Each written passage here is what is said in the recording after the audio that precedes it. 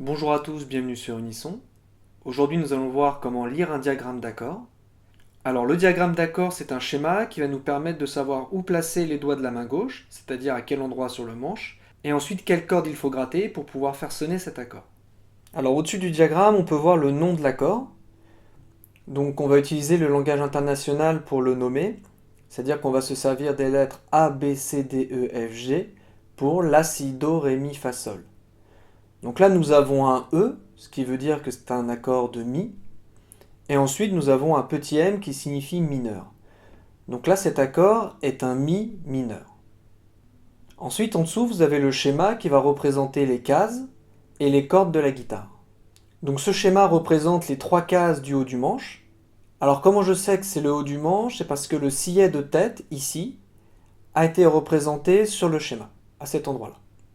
Ensuite, vous pouvez voir vos six cordes, la corde de Mi, la corde de La, de Ré, de Sol, de Si et de Mi.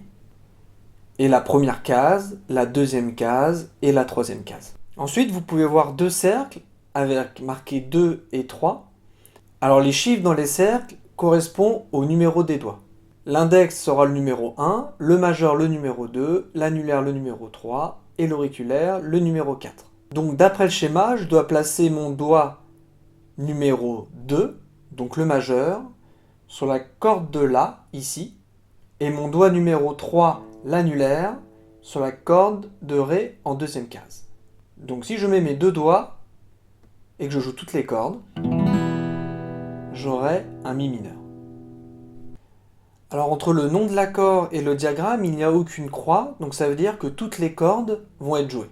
Par exemple, si je change d'accord et que je passe en La mineur, donc les doigts 2 et 3 vont sur les cordes de Ré et de Sol comme ceci, et le doigt numéro 1 va en corde de Si en première case, vous pouvez voir une croix au-dessus de la corde de Mi. Ça veut dire que je vais jouer toutes les cordes, sauf la corde de Mi. Alors les diagrammes que vous pouvez rencontrer dans les partitions ont des petits ronds au-dessus des cordes. Cela veut dire que la corde à vide est jouée.